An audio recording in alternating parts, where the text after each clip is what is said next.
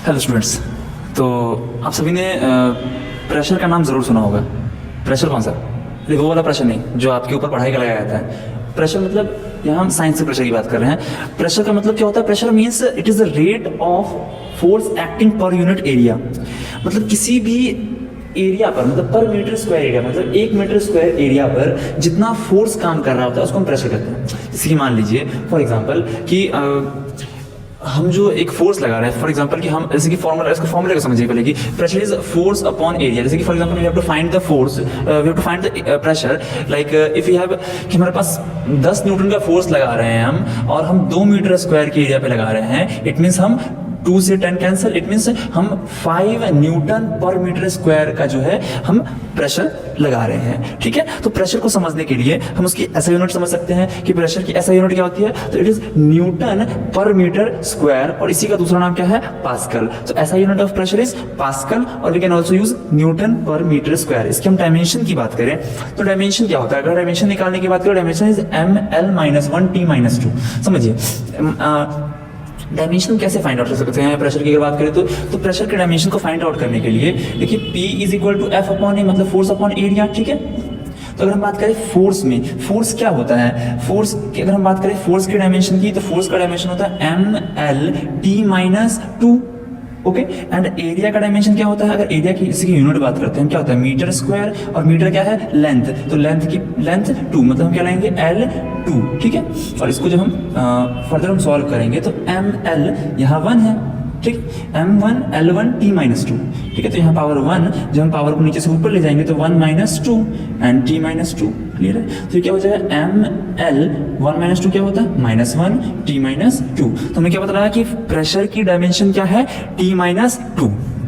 अब देखिए इस प्रेशर को हम पढ़ क्यों रहे हैं, इसके एप्लीकेशंस क्या है, मतलब इसका इस्तेमाल क्या है, कि हम कैसे इसको अपने लाइफ में मतलब यूज़ कर सकते हैं, हम समझ कर सकते हैं। तो प्रेशर के हम ऐसे इस्तेमाल, नॉर्मल एग्जांपल की बात करें तो हम जैसे कि आप सभी स्कूल जाते होंगे, सभी पढ़ते होंगे, तो स्कूल जाने में आप जो बैग्स आप लेकर जाते हैं, तो उन बैग्स के जो स्ट्रैप्स होते हैं, वो स्ट्रैप्स क्या होते हैं? वाइडर होते हैं, वो ब्रॉडर होते हैं, चौड़े होते हैं। क्यों चौड़े होते हैं? बिकॉज देखिए यहाँ पर क्या पता लग रहा है हमें कि P के सामने क्या लिखा है? P के सामने लिखा है F, मतलब प्रेशर जो है वो डायरेक्टली प्रोपोर्शनल है फोर्स के। मतलब फोर्स बढ़ेगा तो प्रेशर भी इंक्रीज होगा, अगर फोर्स डिक्रीज होगा तो प्रेशर भी डिक्रीज होगा। ठीक है, अगर लेकिन हम यहाँ स्ट्रैप से क्या लेना देना है फिर, तो देखिए P is inversely proportional to area, ये एरिया से इनवर्सली प्रोपोर्शनल है। मतलब अगर एरिया इंक्रीज करेंगे तो प्रेशर क्या होगा? कम लगेगा। जैसे कि हमने क्या बात की कि हमारे बैग्स के जो स्ट्रैप्स है वो चौड़े होते हैं, उनका एरिया क्या होता है? ज्यादा होता है। एरिया ज्यादा तो प्रेशर कम। अगर मान लीजिए उसके स्ट्रैप्स पतली होते, अगर वो थिनर होते, कम वाइडर नहीं होते, फिर क्या होता है उस केस में? जब क्या होता है फिर एरिया कम होता तो प्रेशर हमारे ऊपर ज्यादा लगता है। सो दैट विल बी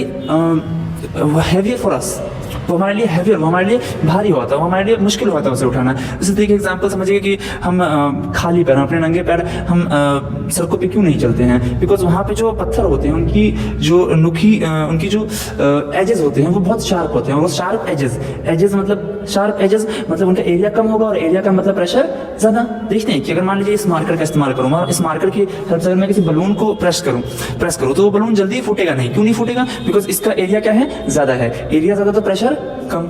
लेकिन उसी केस में हम किसी पिन की बात करें तो पिन क्या है?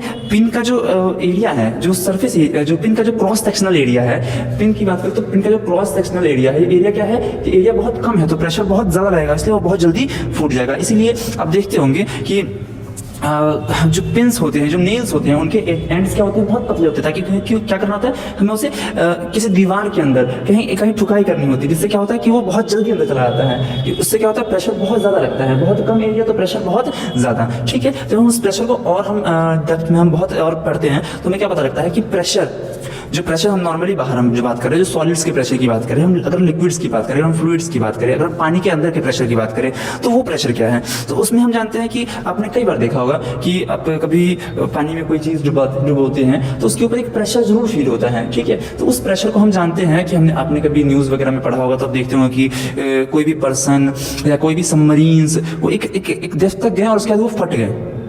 तो इसका क्या रीज़न है कि प्रेशर में, जैसे कि अब कोई भी चीज़ ओशन में जाती है तो एक लिमिट तक वो प्रेशर झेल सकती है, लेकिन उसके बाद नहीं झेल पाती है। मतलब क्या कह रहा हूँ मैं कि डेप्थ के साथ प्रेशर जो है वो इंक्रीज होता जाता है। डेप्थ के साथ प्रेशर इंक्रीज होता जाता है, कि जितनी आप गहराई में जाएंगे आपके ऊपर उतना ज़्यादा प्रेशर लगेगा, उतना ज़्यादा प्रेशर लगेगा। तो इस चीज़ को हम कैसे समझ सकते हैं? तो इस चीज़ को समझने के लिए यहाँ पर हम ले रहे हैं वी हैव टू डिराइव, हम इसको डिराइव करने के लिए हम डिराइव कर रहे हैं variation of pressure with depth, depth के साथ प्रेशर को डिराइव कर रहे हैं। ठीक है, तो अगर देखिए हमने क्या लिया, हमने एक बीकर लिया है और उस बीकर में क्या रखा है हमने वाटर ले लिया है। ठीक है, इस वाटर ले लिया है और वाटर ये सिर्फ पानी है। जो शेप जो आप देख रहे हैं ये ऐसी कोई शेप है नहीं, हमने इमेजिन की है। हमने क्या किया है? हमने इमेजिन किया है। हमने क्या किया है? हमने सिलेंडर इमेजिन किया है, सिलेंडर एट रेस्ट। हमने एक सिलेंडर इमेजिन किया है जो रेस्ट में है। ठीक है, हमने क्या बोला कि यहाँ पे हमने क्या क्या चीज़ें पहले समझ लिया कि रो मतलब डेंसिटी ऑफ फ्लूइड, फ्लूइड की डेंसिटी क्या है, मतलब जो पानी है उसकी डेंसिटी क्या है। ठीक है, उसको हमने रो मान लिया है। डेंसिटी क्या होती है? Density is mass per unit volume, density is mass per unit volume, मतलब 1 मीटर क्यूब के पर मीटर क्यूब में कितना केजी, इसको हम बोलते हैं, इसकी यूनिट होती है केजी पर मीटर क्यूब। ठीक है, तो उसको हम डेंसिटी बोलते हैं। नॉर्मली जो पानी की डेंसिटी होती है वो लगभग अप्रोक्सीमेटली 1000 kg पर मीटर क्यूब होती है। ठीक है, 1000 kg पर मीटर क्यूब वाटर की डेंसिटी होती है। ठीक है, चलिए वो तो बात की बात है, वो जो चीज़ें फ्लोट करती नहीं करती वो अलग टॉपिक है। हम यहाँ डेप्थ की बात कर रहे हैं कि डेप्थ के साथ कैसे जो प्रेशर जो है इंक्रीज हो रहा होता है उसकी हम बात कर रहे हैं। तो यहाँ पर देखिए हमने एक सिलेंडर मान लिया है। इस सिलेंडर के ऊपर मान लीजिए, आप समझिए कि इसके ऊपर कौन कौन से फोर्सेस लग रहे होंगे। तो सिलेंडर के ऊपर से एक फोर्स लग रहा होगा जिसको हम जो एक फोर्स mg फोर्स कह रहे हैं, जिसे इसके ऊपर एक फोर्स लग रहा है mg मतलब वेट, mg मतलब जो इसका वेट है। जो वेट क्या है? वेट क्या होता है? वेट एक टाइप का क्या है? फोर्स है। वेट एक टाइप का क्या है? फोर्स है। ऊपर से एक फोर्स हम लगा रहे हैं जो क्या है? F1 है। तो क्या है? F1, एक F1 फोर्स लग रहा है उसके ऊपर। ठीक है, F1 एक फोर्स लग रहा है। ठीक है, और F2 जो है एक फोर्स नीचे से फ्लूइड लगा रहा है। ठीक है, ऊपर से भी जो फ्लूइड है वो भी एक फोर्स लगा रहा है, नीचे से भी एक फ्लूइड फोर्स लगा रहा है जिसको हम F2 फोर्स कह रहे हैं। और इसको ठीक है, इसको हम F2 फोर्स कह रहे हैं। और बिकॉज फ्लूइड जो है वो हर एक डायरेक्शन में मतलब एक प्रेशर एक्सर्ट करता है, मतलब हर एक डायरेक्शन में एक फोर्स लगाता है। सॉलिड्स की तरह नहीं है, लिक्विड्स क्या होते हैं हर एक डायरेक्शन में प्रेशर लगाते हैं, मतलब हर एक डायरेक्शन में एक फोर्स अप्लाई करते हैं। तो समझिएगा ध्यान से कि मैंने क्या बोला, एक सिलेंडर रेस्ट में है। रेस्ट में कोई चीज़ कब होती है? जब एक बैलेंस्ड फोर्स हो। क्या हो? बैलेंस्ड फोर्स हो। मतलब जैसे कि फॉर एग्जाम्पल कि अगर मैं किसी चीज़ को पुश कर रहा हूँ तो मैं भी उसके ऊपर उतना फोर्स लगा रहा हूँ, मेरे ऊपर क्या लग रही है? सेम फोर्स लगा रही है। अगर दोनों इक्वल फोर्सेज लगा रहे तो वो चीज़ क्या होगी? रेस्ट में होगी। तो वैसे ही मतलब नीचे से जो फोर्स लग रहा है ऊपर से जो फोर्स लग रहा है दोनों आपस में क्या होंगे? इक्वल होंगे। इसलिए हमने क्या बोला कि नेट फोर्स क्या है? 0 है। बिकॉज ये ऊपर से लगने वाला फोर्स, ये क्या है? ये ऊपर से लगने वाला फोर्स है और ये नीचे से लगने वाला फोर्स है फ्रॉम द लोअर साइड। ठीक है, दोनों आपस में क्या होंगे? इक्वल होंगे। तो ऊपर से लगने वाला फोर्स क्या क्या है? F1। और कौन सा फोर्स लग रहा है ऊपर से? उसका वेट mg, दोनों को हमने प्लस कर लिया।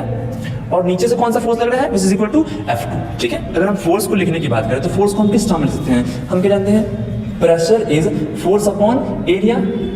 तो अगर हम इसको हम करें तो क्या होगा? फोर्स यही रखा और प्रेशर को एरिया से मल्टीप्लाई कर दिया, क्रॉस मल्टीप्लाई। सो PA, सो फोर्स क्या होता है? Pressure into area. फोर्स की जगह हमने क्या लिखा? Pressure into area. ठीक है, यहाँ भी हमने फोर्स की जगह क्या लिख दिया? Pressure into area. यहाँ F2 फोर्स था तो हमने P2 प्रेशर लिया और F1 प्रेशर फोर्स है तो हमने P1 प्रेशर लिया। mg की जगह mg लिख दिया। क्लियर है यहाँ तक? हमने कहा फिर P1 का P1 mg। अगर हम मास की बात करें, हमें सब चीज़, हमें हर एक चीज़ यहाँ प्रेशर के टर्म्स में चाहिए। ठीक है, तो हमें मास को हमने देखा, मास को हम क्या लिख सकते हैं? तो मास को हम क्या जानते हैं कि डेंसिटी क्या होती है? डेंसिटी होती है मास अपॉन वॉल्यूम। और इसी को हम क्रॉस में मल्टीप्लाई कर ले तो मास क्या बन जाएगा? मास बन जाएगा रो इंटू वी। इसको हम बोलते हैं रो, इसको हम कहते हैं रो वी। मतलब मास क्या हो जाएगा? रो वी, मतलब डेंसिटी इंटू वॉल्यूम। तो हमने मास की जगह लिख लिया रो वी।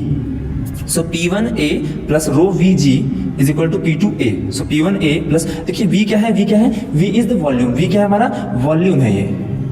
अगर हम सिलेंडर की बात करें तो सिलेंडर में जो वॉल्यूम होता है, एक सिलेंडर का जो वॉल्यूम होता है वो क्या होता है? सिलेंडर का वॉल्यूम होता है पाई आर स्क्वायर एच। और पाई आर स्क्वायर क्या होता है? पाई आर स्क्वायर का फॉर्मूला होता है, पाई आर स्क्वायर फॉर्मूला होता है एरिया का, एरिया मल्टीप्लाई हाइट। तो हम क्या लिखते हैं इसको? एरिया मल्टीप्लाई हाइट लिख सकते हैं। तो हमने वॉल्यूम जो लिखा एरिया मल्टीप्लाई हाइट इंटू जी। हमने देखा तीनों में ए है तो ए को हमने कॉमन ले लिया, ए को हमने कैंसिल आउट कर लिया। तो हमने क्या लिखा, क्या देखा? P1 plus rho HG is equal to P2। ठीक, यहाँ तक क्लियर? इसके आगे हमने साइड चेंज कर दिया, P1 और P1 का साइड चेंज किया तो P1 क्या हो गया? P1 यहाँ से फिर माइनस में हो गया। सो P2 माइनस PA। सो P2 माइनस PA मतलब क्या है? ये है प्रेशर डिफरेंस। ये क्या है? Pressure difference.